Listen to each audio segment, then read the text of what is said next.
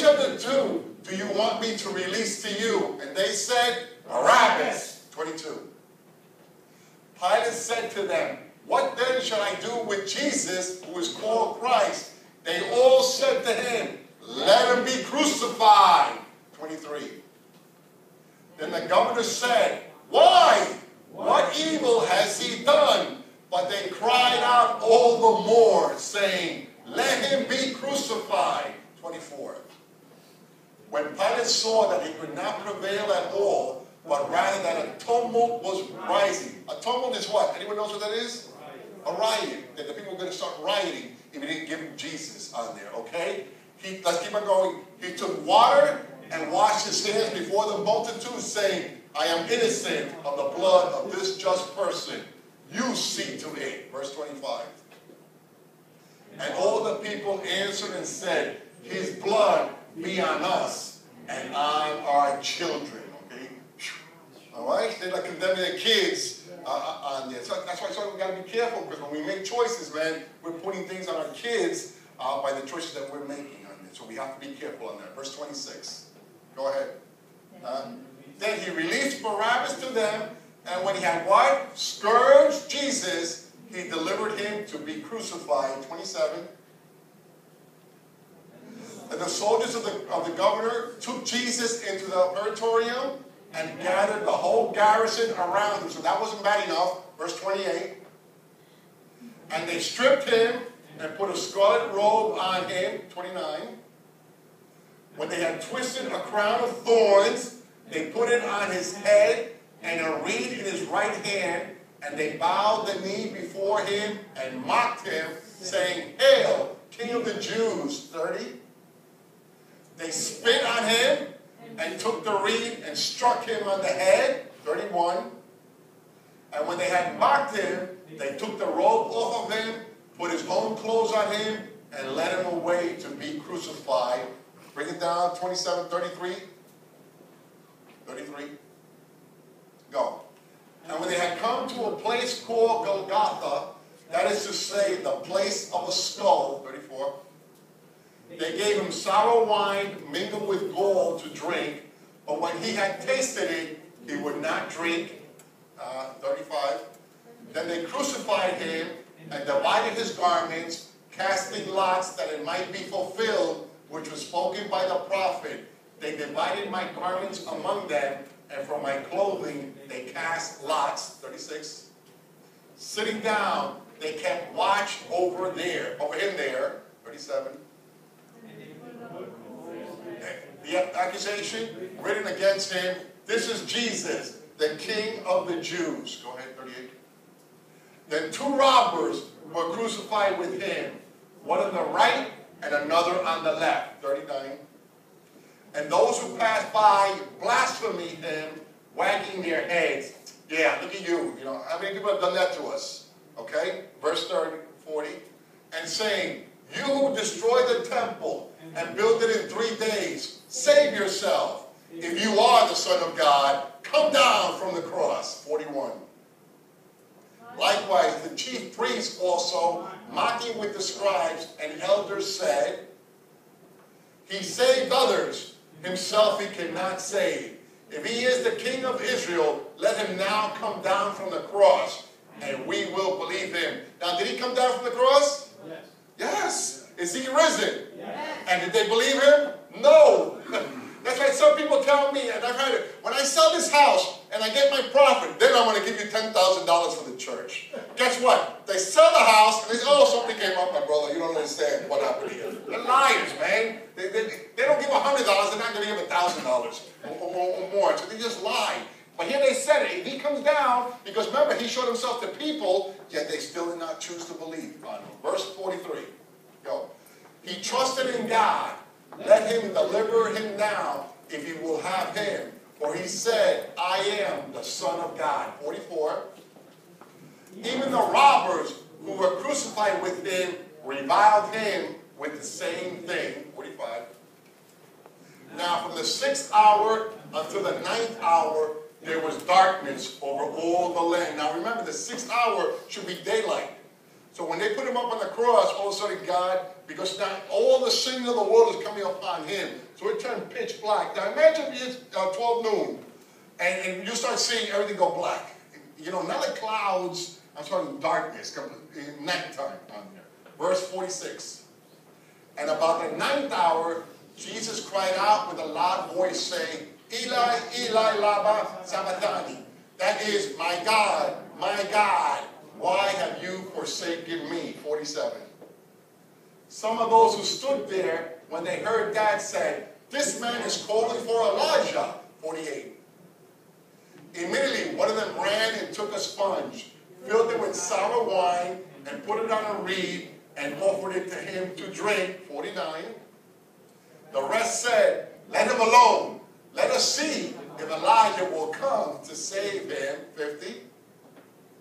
And Jesus cried out again with a loud voice and yielded up his spirit. 51. Then behold, the veil of the temple was torn in two from the top to the bottom, and the earth quaked, and the rocks were split. Look what else would happen. 52. And the graves were opened. This is, a lot of people don't see this. And many bodies of the saints who had fallen asleep were raised. What does that mean right there? The cemetery at 57th Street and Kennedy Boulevard, those of you know, people started coming up out of the grave once he gave up his life on there. Because the power was so much that the resurrection power, people started. Now imagine that, people coming up off the dead on there. Verse 53, you just read over it, go ahead. And coming out of the graves after his resurrection, they went into the holy city and appeared to many. So a lot of people saw those people coming in, running all over the place, that they were resurrected from the dead. 54. Go ahead. So when the centurion and those with him who were guarding Jesus saw the earthquake, and the things that had happened, they feared greatly, saying, truly, this was the Son of God. So this is what was happening before the resurrection. And now I just want to put it so that we can see what Jesus paid the price for each of us. So get ourselves the lights, the video. Don't turn away from it. Look at it so that it's engraved in your minds. It's engraved in your hearts. So the next time you don't want to come. Next time you want to listen to the enemy. Next time you want to listen to the world instead of to the things of God.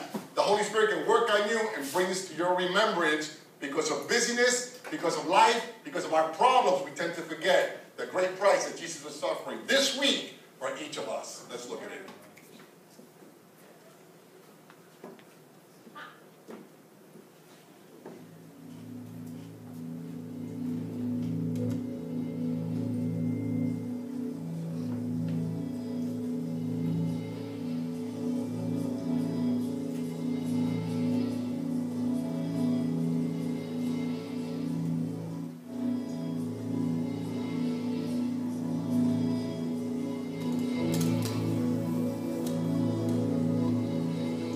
Still before creation,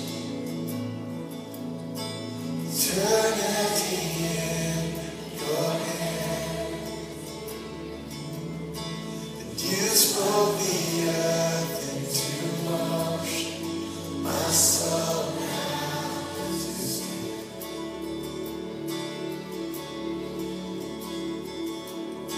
you stood before my failure.